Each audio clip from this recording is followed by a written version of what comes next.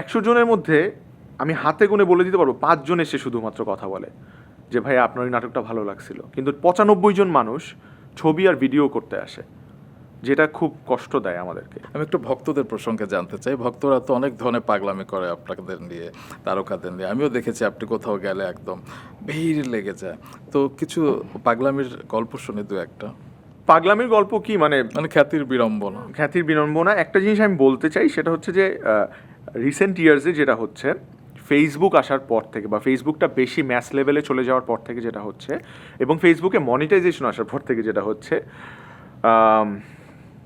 People want to capture pictures and take videos of us rather than talking to us. মানে ওরা এসে যে আমাকে বলবে ভাই আপনাকে আমি পছন্দ করি, আপনার কাজ ভালো লাগে, আপনার এই নাটকটা আমার ভালো লেগেছে, বা এই নাটকটা দেখে আপনার ভক্ত হয়েছে, এগুলো কেউ কিছু বলে না।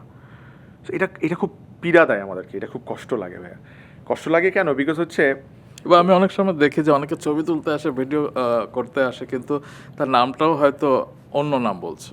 দে don't even bother to ask permission.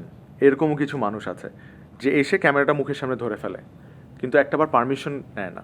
So আমি কি আশা করি? আমি আশা করি যে একজন ভক্ত বা একজন ভালোবাসার মানুষ, একজন ওয়েল উইশার, সে আমাকে বলবে যে ভাই আপনার ওই নাটকটা আমার খুব পছন্দ ছিল। আপনি জানেন যে ধরেন ঢাকার বাইরে শ্যুট করতে গেলে এগুলো আমরা অনেক বেশি পাই।